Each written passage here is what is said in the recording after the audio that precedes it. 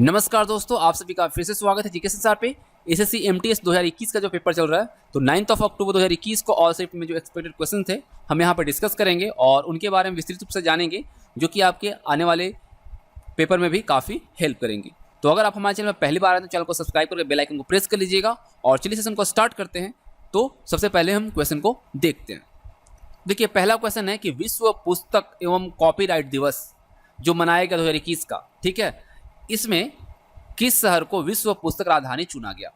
Question को आप देखिए कि विश्व पुस्तक एवं कॉपीराइट दिवस जो मनाया गया 2021 का, इस वर्ष किस शहर को विश्व पुस्तक राजधानी चुना गया। तो आपको मैं बताऊं कि 23 अप्रैल 2021 को संपूर्ण विश्व में विश्व पुस्तक एवं कॉपीराइट दिवस यानी world book and copyright day मनाया गया। और इसका उद्देश्य क्या होता है इसको मनाने का, तो पुस्तकों के अध्ययन एवं कॉपीराइट के बारे में अवेयरनेस बढ़ाने के तौर पे इसको मनाया जाता है। 2021 में तबिलिसी जॉर्जिया शहर को विश्व पुस्तक राजधानी चुना गया। देखिए, याद रखिएगा, 2021 में तबिलिसी जो कि जॉर्जिया के है शहर, उसको विश्व पुस्तक राजधानी के लिए चुना गया। 1995 में पेरिस में आयोजित यूनेस्को की सामान्य सभा में हर वर्ष 23 अप्रैल को इस दिवस को मनाने का निर्णय लिया गया था। कब? 1995 में। और 23 अप्रैल को विश्व साहित्य में एक प्रतीकात्मक तिथि है। क्यों है प्रतीकात्मक? तो 23 अप्रैल 1616 को ही 3 महान साहित्यकार विलियम शेक्सपियर, मैगुएल डे सर्वेंट्स और इंका गार्लिसो डे ला वेगा, इनका निधन हुआ था। और इन्हीं के डेथ को प्रतीकात्मक मानकर हर 23 अप्रैल को विश्व साहित्य के लिए ये मनाया जाता है विश्व पुस्तक एवं कॉपीराइट दिवस। ठीक है, चलिए नेक्स्ट क्वेश्चन देखते हैं। दूसरा जो क्वेश्चन पूछा गया, चलिए उसे देख लेते हैं हम सब। तो यहाँ पे दूसरा क्वेश्चन है कि किस भारतीय खिलाड़ी ने टोक्यो ओलंपिक 2020 में भारत की तरफ से पहला पदक जीता है। तो देखिए, 24 जुलाई 2021 को भारतीय महिला भारोत्तोलक साइखोम मीराबाई चानू ने भारत की तरफ से पहला पदक जीता था। ठीक है, इनका पूरा नाम है साइखोम मीराबाई चानू और इन्होंने 24 जुलाई 2021 को पहला पदक जीता था। और एक किस खेल की खिलाड़ी हैं? भारोत्तोलक। तो महिलाओं की 49 किलोग्राम भार वर्ग की भारोत्तोलन स्पर्धा में कुल 202 किलोग्राम, स्नैच में 87 किलोग्राम और क्लीन एंड जर्क में 115 किलोग्राम भार उठाकर रजत पदक जीता है। और इस स्पर्धा में स्वर्ण पदक जो जीता है वो चीन की हो जिऊ ने कुल 210 किलोग्राम में, स्नैच में 94 किलोग्राम और क्लीन एंड जर्क में 116 किलोग्राम का भार उठाया। और इसी के साथ इन्होंने स्वर्ण पदक जीता और एक नया ओलंपिक रिकॉर्ड भी इन्होंने बनाया। और इस स्पर्धा में कांस्य पदक जो है इंडोनेशिया की विंडी कैटिका आइसा ने जीता है। रजत जीतने के साथ ही मीराबाई चानू ओलंपिक में रजत पदक जीतने वाली पहले भारतीय भारोत्तोलक बन गई हैं। और इसके पहले कांस्य पदक जीता था कौन? कर्णम मल्लेश्वरी, जो कि सिडनी का ओलंपिक हुआ 2000 में, उसमें इन्होंने कांस्य पदक जीता था और वह ओलंपिक में कांस्य पदक जीतने वाली पहली भारतीय महिला बनी थी। ठीक है, पहली भारतीय बनी थी, महिला नहीं बल्कि पहली भारतीय बनी थी। और यहाँ पे ये पहली भारतीय बन गई हैं जो कि भारोत्तोलन में रजत पदक जीता है। ठीक है, तो आप चाहें तो इसका स्क्रीनशॉट ले सकते हैं। चलिए नेक्स्ट क्वेश्चन देखते हैं। अगला क्वेश्चन है कि राष्ट्रीय सुशासन दिवस मनाने की घोषणा कब की गई थी। राष्ट्रीय सुशासन दिवस जो मनाने की घोषणा है यह कब की गई थी? तो ये 25 दिसंबर को देश भर में राष्ट्रीय अनुशासन दिवस मनाया जाता है। याद रखिएगा, हर साल 25 दिसंबर को देश भर में राष्ट्रीय सुशासन दिवस मनाया जाता है। और यह दिवस जो है क्यों मनाया जाता है? तो हमारे देश के भारत रत्न पूर्व प्रधानमंत्री अटल बिहारी वाजपेयी के जन्म दिवस के अवसर पर मनाया जाता है। और केंद्र सरकार के द्वारा जो फैसला है 2014 में लिया गया था और इसकी घोषणा की गई थी कि हर साल 25 दिसंबर को पूरे देश में राष्ट्रीय सुशासन दिवस मनाया जाएगा। और याद रखिएगा, अटल जी का जो समाधि स्थल है उसे सदैव अटल कहा जाता है। ठीक है, अटल जी की जो समाधि स्थल है उसे सदैव अटल कहा जाता है। और ये समाधि स्थल जो है वो नई दिल्ली में उसी स्थान पर बनाया गया है जहां पर अटल जी का अंतिम संस्कार किया गया था। देखिए, कुछ महापुरुषों की अगर समाधि स्थल की बात करें तो आपको पता है कि महात्मा गांधी की जो समाधि स्थल है उसे क्या कहा जाता है? राजघाट। ठीक है, महात्मा गांधी की समाधि स्थल को राजघाट कहा जाता है। जवाहरलाल नेहरू का जो है उसे क्या कहा जाता है? शांतिवन। ठीक है, और वहीं अगर हम इंदिरा गांधी की बात करें तो शक्ति स्थल। तो इस तरह से, और अगर हम देखते हैं तो बाबू जगजीवन राम का समता स्थल। ठीक है, समता स्थल। राजीव गांधी का वीरभूमि, वीरभूमि। और वहीं अगर हम देखें लाल बहादुर शास्त्री जी का तो है विजय घाट, विजय घाट याद रखिएगा, राजघाट महात्मा गांधी और विजय घाट लाल बहादुर शास्त्री। ज्ञानी जैल सिंह का जो है वो एकता स्थल, चौधरी चरण सिंह का किसान घाट, याद रखिएगा, ऐसा वेरी वेरी इंपॉर्टेंट है, ठीक है, किसान घाट।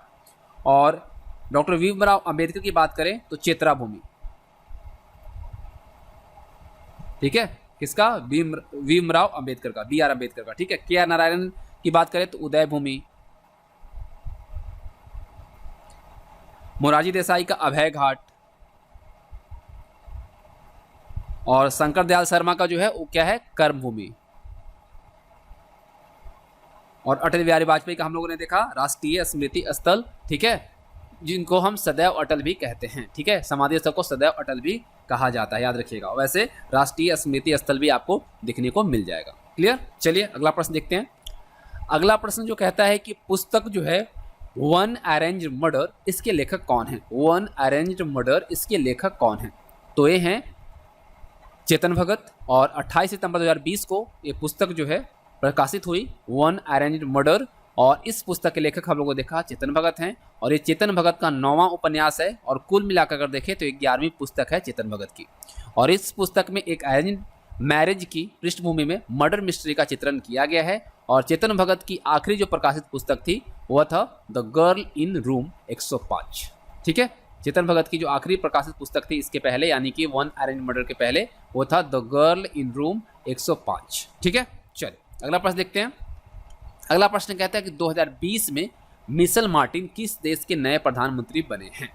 मिशेल मार्टिन जो हैं वह कौन से देश के नए प्रधानमंत्री बने हैं। तो 27 जून 2020 को मिशेल मार्टिन जो हैं आयरलैंड के नए प्रधानमंत्री बने हैं। और याद रखिएगा टायोसिच कहा जाता है, वहाँ पे टायोसिच कहा जाता है प्रधानमंत्री को। और उन्होंने इस पद पर भारतीय मूल के जो प्रधानमंत्री थे पहले, लियो वर्डकर, इनको रिप्लेस किया है ना, और यहाँ पे खुद को काबिज किया है। और वह वर्ष 2011 से फियाना फेल पार्टी, कौन सा पार्टी, फियाना फेल पार्टी के लीडर हैं। और देश की 3 राजनीतिक पार्टियां जो हैं, फियाना फेल, फाइन गेल और ग्रीन पार्टी, इन तीनों के ऐतिहासिक संयुक्त गठबंधन से सरकार चल रही है, और उसका नेतृत्व जो है मिशेल मार्टिन कर रहे हैं। फाइन गेल पार्टी के नेता पूर्व प्रधानमंत्री लियो वर्डकर जो हैं देश के उप प्रधानमंत्री बनाए गए हैं, अब बने हैं, ठीक है। मिशेल मार्टिन जो है 2022 तक देश के प्रधानमंत्री रहेंगे। जो पहले प्रधानमंत्री थे लियो वर्डकर, ये उप प्रधानमंत्री बने हैं। और 3 संयुक्त पार्टियों की जो सरकार है उसके मुखिया कौन है, मिशेल मार्टिन, ठीक है। चलिए अगला प्रश्न देखते हैं। अगला प्रश्न कहता है कि ऋग्वेद का 6ठा मंडल किस ऋषि को समर्पित है। ऋग्वेद का 6ठा मंडल जो है किस ऋषि को समर्पित है, बताइए, आप कमेंट करके बताएंगे। उसके बाद आगे हम देखते हैं कि ऋग्वेद में कुल 10 मंडल हैं, जिसमें 1028 सूक्त हैं और कुल 10,580 ऋचाएं हैं। ऋग्वेद में 33 देवी देवताओं का उल्लेख किया गया है। अग्नि को वेरी वेरी इंपॉर्टेंट है असिरसा, अपाद, धृतमुख, धृतपृष्ठ, धृतलोम, अर्चिलोम और व्रमलोम कहा गया है। किसको, अग्नि को। इंद्र की स्तुति में ऋग्वेद में जो ऋचाएं हैं उसकी संख्या है 250। और ऋग्वेद में एक मंडल में केवल एक ही देवता की स्तुति में श्लोक है, वह देवता कौन है, सोम देवता है, ठीक है। ऋग्वेद में वाय शब्द का जो प्रयोग है जुलाहा के लिए, और ततर शब्द का जो प्रयोग है करघा के लिए किया गया है, ठीक है। ऋग्वेद के 9वें मंडल में सोमरस की प्रशंसा की गई है, और 10वें मंडल में पुरुष सूक्त का वर्णन किया गया है। आप सब जो जानते हैं अस्तो माँ सदगम्य, ये वाक्य जो है ऋग्वेद से ही लिया गया, ठीक है।